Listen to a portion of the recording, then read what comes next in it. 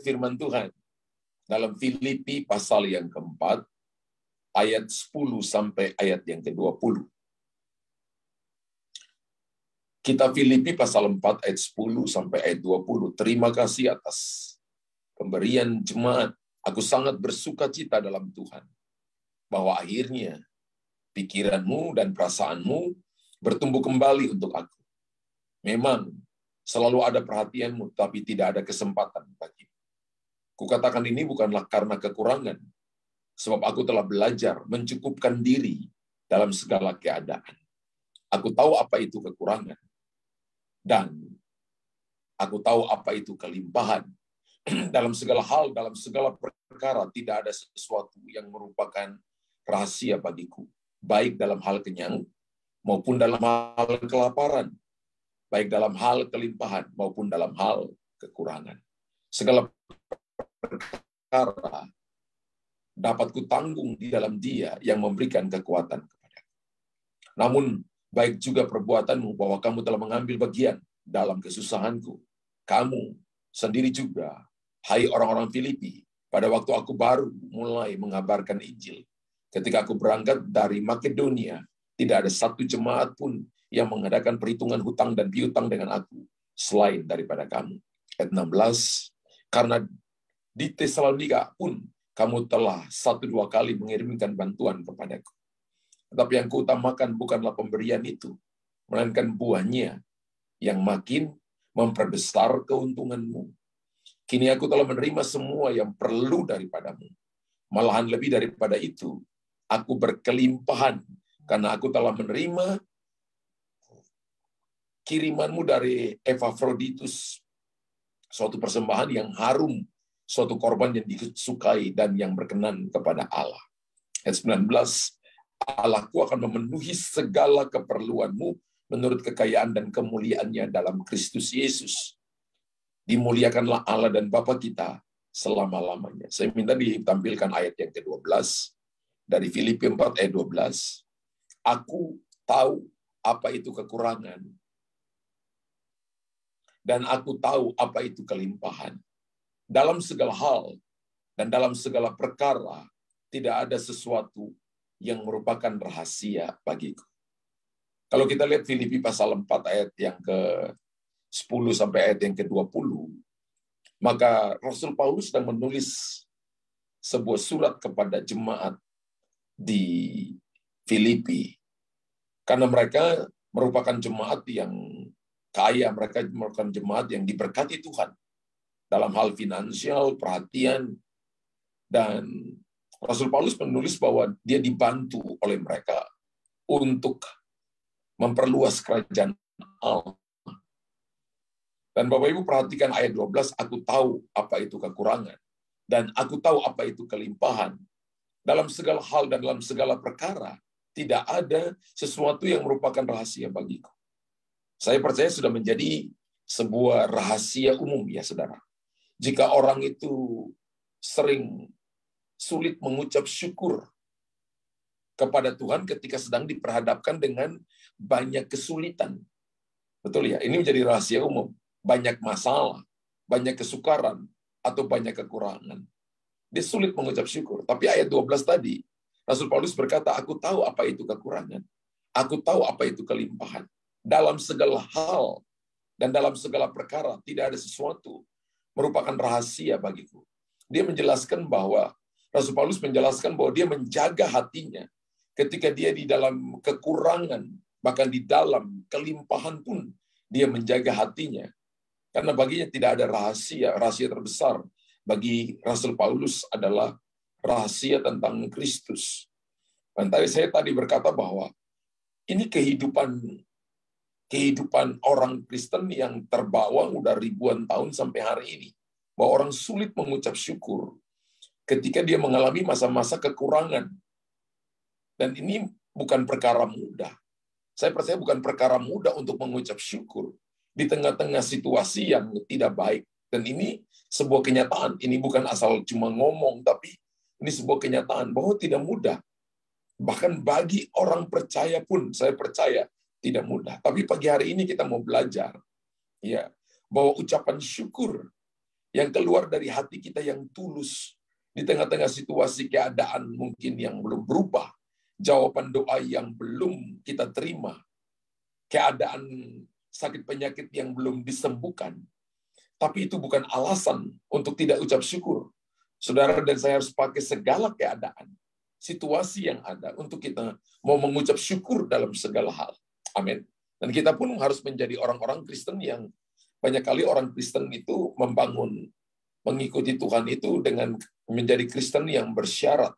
Kalau sakit, sudah disembuhkan. Kalau ekonominya sudah dipulihkan. Kalau sudah mendapatkan jodoh dari Tuhan. Kalau keadaan berjalan dengan baik.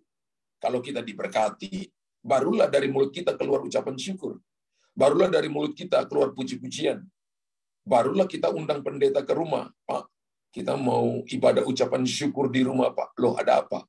Oh, bisnis saya jalan dengan baik. Pak, saya mau undang Bapak untuk doa di rumah. Kenapa? Anak saya naik kelas, anak saya lulus, anak saya diwisuda, dapat rumah baru. Saya selalu tanya kepada jemaat, waktu kamu lagi cooling down, waktu bisnismu tidak baik, pernahkah kamu undang saya ke rumah atau undang pendeta ke rumah untuk ucapan syukur? Kenapa? Karena bisnisnya lagi tidak baik. Pernahkah Bapak Ibu lakukan itu dengan pendetamu? Saya jarang lihat, saudara. Dan saya berharap bahwa komunitas ini mau lakukan itu. Sekalipun belum ada jawaban, sekalipun belum ada keadaan, Bapak Ibu mau ajak untuk orang datang ke rumah ucap syukur bahwa Tuhan itu selalu ada menyertai kita. Ucap syukur dalam segala hal, dalam segala keadaan. Saudara, kalau orang-orang dunia melakukan hal yang demikian, masa kita anak Tuhan melakukan hal yang demikian? Kalau seperti itu, orang-orang dunia pun bisa melakukan, berlaku demikian. Kalau mereka sembuh, baru mereka ucap syukur. Kalau mereka diberkati, baru mereka ucap syukur. Kalau mereka lihat ada promosi, baru ucap syukur. Tapi kebalikan daripada itu, mereka akan ngomel bersungut-sungut dan tidak ada ucapan syukur dari mulut mereka.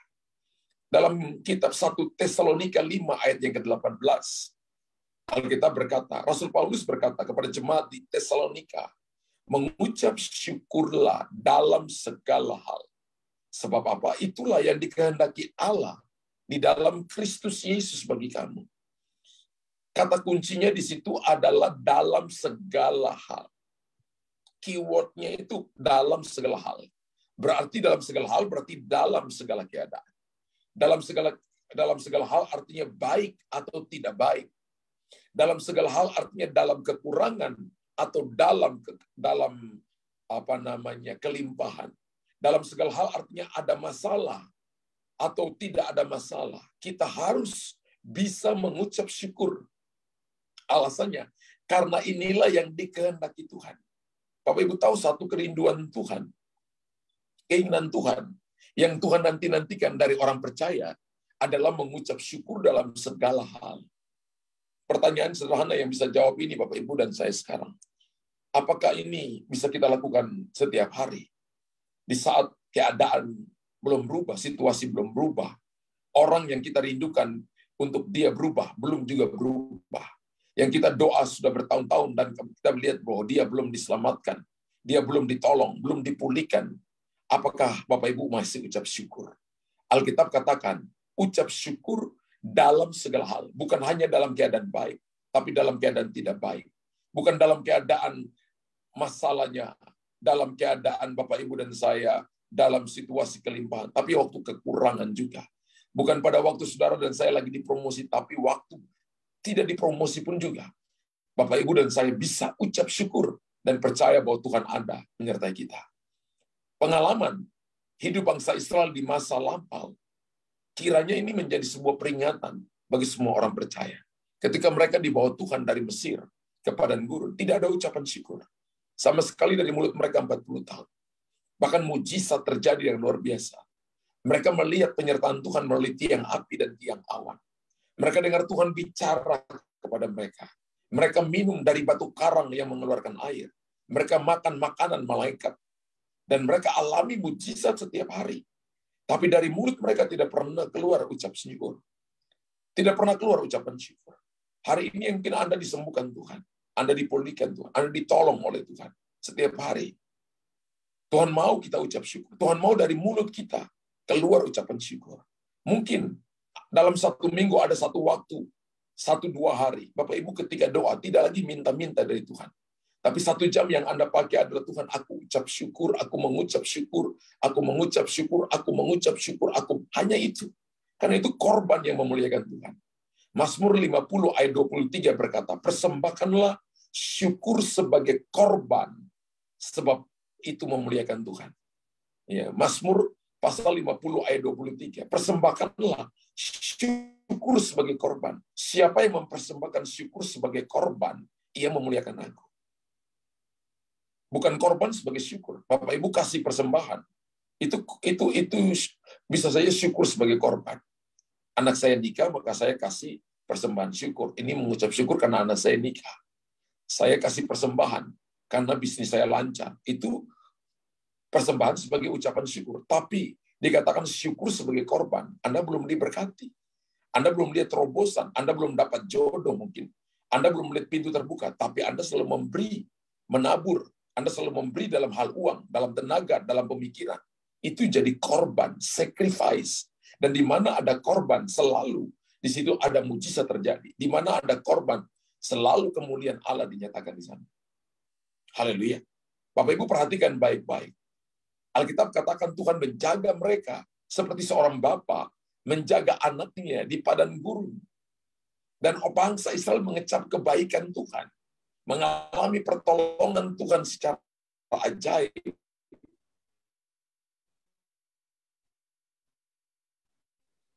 Nah,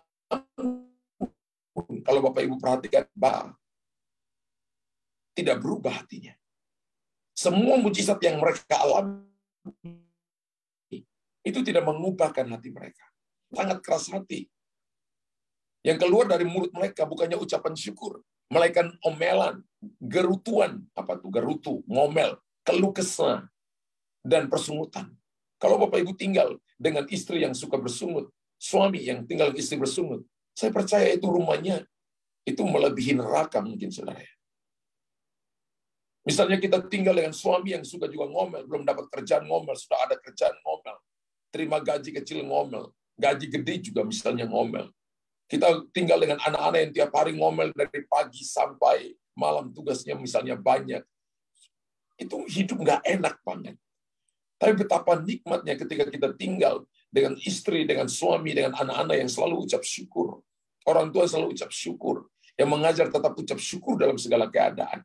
Dalam keadaan sedikit maupun banyak, kelimpahan maupun kekurangan, keadaan baik atau tidak baik, kita mesti ucap syukur.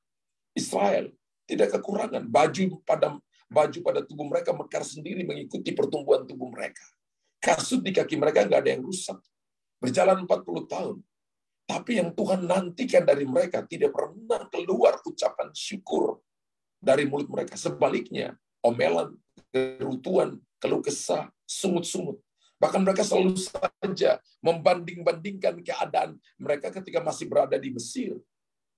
Padahal mereka ada di sana 430 tahun. Di sana bukan jadi penguasa, jadi budak di sana. Mereka berkata, ini lebih baik kami di Mesir. Ada roti, ada bawang free. Ada makanan enak, padahal mereka jadi budak. Kalau kita perhatikan bilangan pasal 11, ayat 5 sampai ayat yang ke-6. Bilangan pasal 11 ayat 5 sampai ayat 6. Bangsa ini bangsa Israel ketika mereka ada di Mesir, ketika mereka ada di padang gurun, ini yang mereka lakukan. Kita teringat kepada ikan yang kita makan di Mesir dengan tidak bayar apa-apa. Kepada mentimun, kepada semangka, kepada bawang frey, kita bawang merah dan bawang putih. Tapi sekarang kita kurus kering. Tidak ada sesuatu apapun, kecuali mana ini saja yang kita lihat. Bapak Ibu lihat, dari bilangan 11, ayat 5 dan 6, perkataan mereka ini merupakan sungut-sungut di hadapan Tuhan. Yang membuat Tuhan marah dengan mereka. Mereka ingat masa lalu. Ada orang dulu, gue diberkati. Sebelum ikut Tuhan, gue begini, gue punya semuanya gue punya. Tapi ketika ikut Tuhan, aku kurus kering. Apakah seperti itu? No. Yang Tuhan cari pada mereka adalah bagaimana hati mereka berubah. Mereka boleh alami mujizat banyak. Alami pertolongan Tuhan banyak. Tapi mereka nggak ubah hati mereka. Kekristenan itu bagaimana kita mau mengubah hati kita. Ada kalanya Tuhan izinkan keadaan padang gurun datang. Tujuannya cuma satu, mengubah hati kita. Ada kalanya Tuhan izinkan pintu tertutup. Tujuannya cuma satu, mengubah hati kita. Ada kalanya Tuhan izinkan kita punya pergumulan dalam hal keuangan. Tujuannya cuma satu, hati kita berubah. Ubah hati saudara. Dan keadaan akan berubah, situasi akan berubah. Kita akan melihat dengan cara yang berbeda. Belajarlah ucap syukur. Maka Bapak Ibu akan melihat yang tadinya Bapak Ibu belum lihat. Akan Bapak Ibu lihat. Jalan yang tadinya Bapak Ibu belum menjalaninya, akan Bapak Ibu jalani dengan sukacita. Berucap syukurlah dalam segala hal karena itu firman Tuhan. Maka kita akan melihat mujizat demi mujizat terjadi dalam hidup. Satu waktu saya dengarkan seorang hamba Tuhan berkata, salah satu jemaatnya mengalami yang namanya near death experience, mati suri. Lalu dia diambil ke neraka kemudian ke surga. Lalu di surga itu dia lihat ada begitu banyak ruangan yang dibuat. Dan seluruh ruangannya itu terbuat dari emas. Dasarnya terbuat dari lapisan-lapisan emas. Yang menurut dia belum pernah lihat warna emasnya itu ada di bumi. Lalu dia bawa masuk ke ruangan, dia lihat di situ banyak telinga, di situ banyak jantung, banyak paru-paru, banyak ginjal. Lalu dia tanya kepada malaikat, kenapa begitu banyak sekali? Dan malaikat berkata, karena di bumi banyak orang yang memerlukan, sehingga ketika mereka berdoa minta ginjal yang baru, maka sorga mengirimkan kepada mereka. Mereka minta paru-paru yang baru, jantung yang baru, maka sorga berikan kepada mereka. Firman Tuhan berkata, ketika Tuhan membuka perbendaraannya, dia memberikan pemberian kepada anak manusia. Dan dia lihat begitu banyak gudang yang menyediakan semua onderdil kebutuhan manusia ketika mereka minta kepada Tuhan di bumi. Tapi dia dibawa masuk ke satu ruangan yang besar tapi kosong. Dan dia tanya, ini ruangan apa? Dan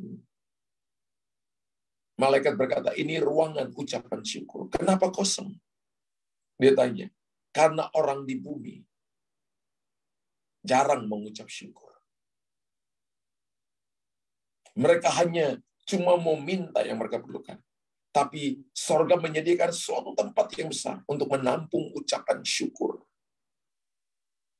Bahkan memberikan kepada mereka hal-hal besar. Lalu Tuhan berkata, kamu harus kembali ke bumi. Dan beritahukan umatku. Supaya mereka mengucap syukur dalam segala hal. Alkitab berkata, kalau kita perhatikan, kalau nggak salah 1 Korintus pasal yang ke-10, kalau nggak salah. Alkitab katakan, ada 4 dosa besar yang dilakukan oleh orang Israel, sehingga 3 juta orang lebih mati di padang gurun. Salah satunya adalah sungut-sungut. Mereka tidak ucap syukur. Ngomel. Membandingkan diri dengan masa lalu. Tidak pernah ucap syukur dengan segala yang ada pada dia. Apa yang dilakukan oleh bangsa Israel menunjukkan rasa ketidakpuasan terhadap pemeliharaan Tuhan. Jadi ketika kita ucap syukur, kita sedang berkata bahwa Tuhan nggak adil. Kita sedang berkata Tuhan nggak mampu. Kita sedang berkata bahwa Tuhan nggak ada. Dan kita sedang berkata yang keempat adalah Tuhan nggak bisa tolong saya. Sebaliknya, kalau saudara mengucap syukur, maka Anda percaya bahwa dia sanggup membuka tingkap langit, sanggup menolong, sanggup menyediakan, sanggup menjadi Tuhan dan Raja, dan sanggup memberikan kepada kita jalan keluar. Apakah selama ini kita juga berlaku seperti bangsa Israel? Yang tidak pernah puas dengan berkat Tuhan yang telah diberikan kepada mereka. Sehingga hari-hari yang kita jalani pun dipenuhi persungutan. Saya percaya bahwa musim ini, situasi akan jadi sulit di depan Bapak Ibu. Tapi orang-orang yang suka ucap syukur akan bertahan dan bahkan mereka akan bisa melewatinya dengan luar biasa. Hati-hati dengan situasi, keadaan yang terjadi di depan saudara, keadaan dunia yang terjadi di depan kita. Orang akan menjadi sulit dan orang akan bertindak dengan hal yang seram, dengan hal sembarangan. Bapak Ibu, jangan hidup selevel dengan apa yang sedang dibangun oleh dunia. Tapi hiduplah mengikuti prinsip firman Tuhan. Salah satu prinsip firman Tuhan yang diajarkan kepada kita pagi hari ini, dalam segala keadaan, belajarlah untuk selalu mengucap syukur kepada Tuhan. Ketika kita mau lakukan ini, hidup Anda akan baik-baik saja. Anda akan lihat pemeliharaan Tuhan. Anda akan lihat sorga akan membackup saudara. Tuhan akan pakai orang lain jadi perpanjangan tangan untuk menolong kita. Belajar untuk tetap cari Tuhan, ucap syukur, dan percaya. Anda punya KTP boleh Kristen. Kita boleh duduk di tempat ini. Seperti orang Israel, melihat mujizat begitu banyak, melihat penyediaan Tuhan begitu banyak. Tapi kalau Anda bersungut-sungut, maka Anda nggak dapat apapun. Kita akan melihat kekeringan, bahkan mereka mati di padang gurun. Tapi kalau kita ucap syukur, percaya akan penyediaan Tuhan, keadaanmu akan baik-baik. Anda akan dibawa masuk ke tanah Kanaan dan menikmati semua yang terbaik dari janji penyediaan Tuhan. Dan tidak ada kekurangan. Dan engkau akan melihat kasih karunia Tuhan turun. Belajar dalam segala keadaan. Mengucap syukur kepada Tuhan. Sebab itu yang dikehendaki oleh Kristus untuk jemaatnya melakukan itu. Tuhan memberkati saudara. Bapa di sorga, terima kasih untuk pagi ini. Hamba sudah sampaikan isi hatimu kepada umatmu. Dan biarlah mereka berdiri menjadi orang yang mau terus mengucap syukur dalam segala hal. Keadaan sudah disulit. Mereka punya problem dengan pekerjaan, bisnis. Ada yang kekurangan dalam hal keuangan. Untuk membiayai anak sekolah, bahkan untuk makan pun mereka sulit. Tapi aku hamba percaya, Engkau mengajarkan untuk kami ucap syukur dalam segala keadaan. Menurut 1 Tesalonika pasal 5, Engkau berkata, kami harus ucap syukur dalam segala hal. Sebab itulah yang dikehendaki Allah dalam Kristus Yesus. Tuhan, kami mau ucap syukur. Karena kami percaya bahwa Engkau yang menyediakan segala sesuatu kepada kami. Engkau yang menolong kami. Memberikan kekuatan kepada kami. Hamba berdoa dalam nama Tuhan Yesus. Mereka yang sedang punya pergumulan untuk mencari pekerjaan, biarlah belajar ucap syukur. Mereka yang sedang punya anaknya yang sakit, Tuhan Engkau ucap, biarlah mereka ucap syukur untuk keadaan ini.